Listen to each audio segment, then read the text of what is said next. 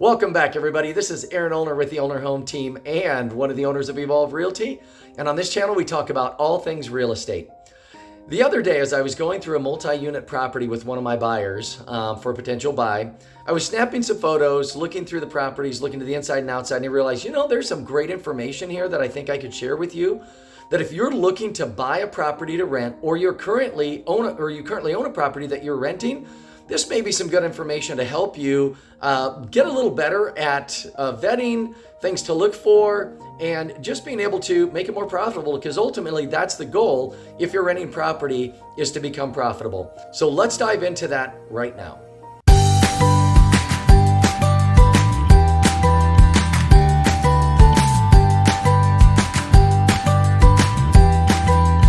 Okay, notice on this first picture is of a window, and it's the cedar exterior around the window. Now, cedar is a very versatile product. It's a very durable product, but like anything else, left out in the elements without protection, it will degrade faster. So keep in mind that regardless of what product you're using, in most cases, you're going to need to treat that product with some type of preservative. Cedar, there's a lot of different products out there. I love the look of red cedar. Some people prefer a lighter look, but regardless, when you're looking at properties or you own properties, be sure that you're getting that cedar treated, sealed up on the joints, as well as the surface area. All right, so in this picture, you can see it's a set of stairs, but at the top of the stairs, there's a concrete pad. And you'll notice the degradation of that concrete pad right on the edge of the steps. And the reason for that is that any cracks that happen in concrete that water can get into, when that water freezes, it will expand and it will break that concrete out. So be looking for this on any property that you're looking to buy. Cracks like this can be filled with products like Volcom. That's what I use on my personal property as well as our investments. But regardless of what you're using, it needs to be filled and it needs to keep the water out. So the next photo you're seeing is really an open junction box where it looks like a light used to be on the side of a building. It is crazy how much electrical work is done by people that don't really have knowledge or education in that area. So when you're looking at properties, always be sure to look at the electrical panel, look at the types of wiring that's done. Is it the old knob and tube, which is early 20th century stuff? Or if they updated to Romex, or is it somewhere in between? Do you have open junction boxes? Do you have splices in places? Those are all areas that could definitely be potential problems. And of course, with inspections, they're going to come up in inspections. So kind of keep an eye out for this. And more importantly, it's a safety issue. These things could be fire hazards, and that means liability for you. And of course, more importantly, it's safety for your tenants. This picture is a photo of a boiler. Many properties have boilers out there today. And if you're buying a property with a boiler and you don't understand them, please make sure to get with an HVAC professional so that you can talk through with them the age of that boiler, the brand of the boiler, how available parts are, because they can be pretty expensive to replace. And you want to make sure you know what you're getting into there. It is efficient heat. It is very, very comfortable heat. But if you don't understand it, make sure that you get good advice on what the status is of the current boiler in that particular property. Okay, the next photo is just on the outside of one of the apartments. You'll see it's a gas-powered blower, a 2-cycle blower. It uses gas, it's internal combustion. Outside of the apartment is where you want that, but I gotta tell you, it is amazing how many apartments I've been through, and they're actually this gas-powered equipment inside.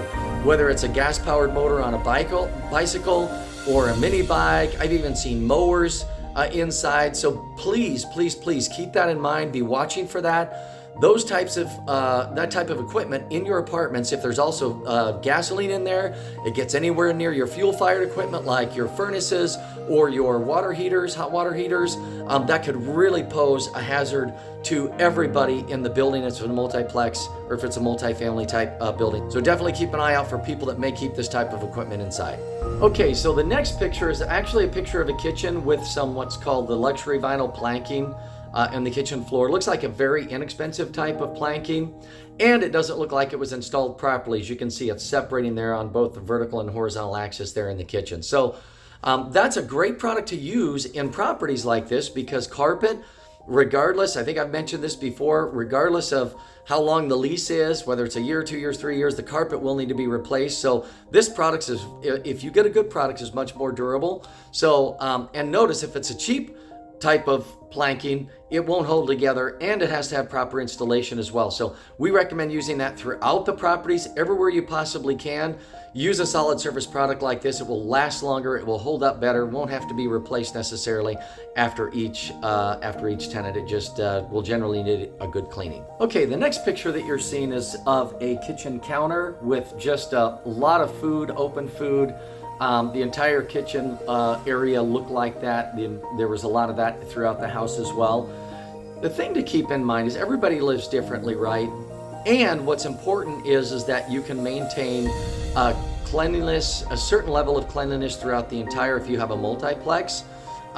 It's your responsibility to make sure the entire thing is safe. And when you have a situation where there's food, rotting food, spoiling food left out, it will attract things like cockroaches and other types of insects, beetles and whatnot.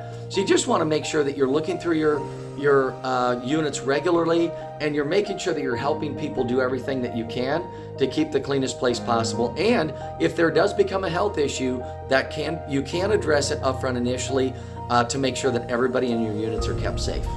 The last picture I'll show you is of a unit where there is an admitted hoarder that lives there, just has a hard time throwing things away, and so they keep the items keep collecting. And in this particular unit, there was basically a walkway throughout one single lane walkway throughout the apartment. Guys, it's our responsibilities as landlords to make sure that we maintain a safe environment for everybody in there, especially if you got a multi-unit.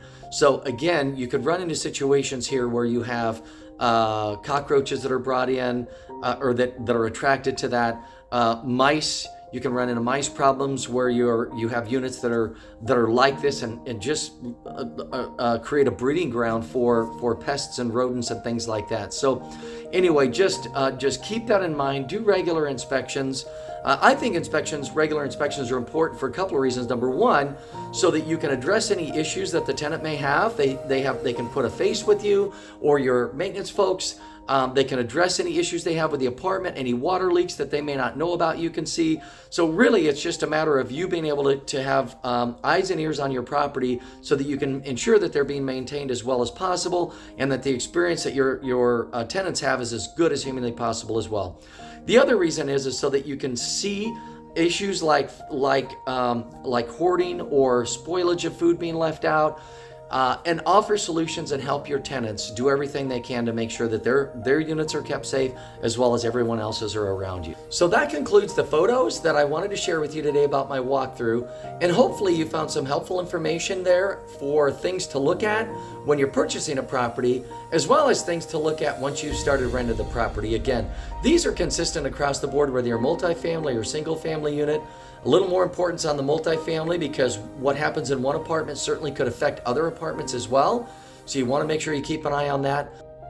So if you found this information helpful, please like the video, comment below on anything else that you'd like to see us provide information on in the future, any topics that are important to you. Click the subscribe button and then the notification bell so you can be notified every time we upload a new video. The next video I have will actually be from Fort Collins. I'm going to be spending 4 days in there for some high-level real estate training so that I can continue to hone my skills as a realtor. And so I'll do it from there, and I'll look forward to talking with you next from Fort Collins, Colorado.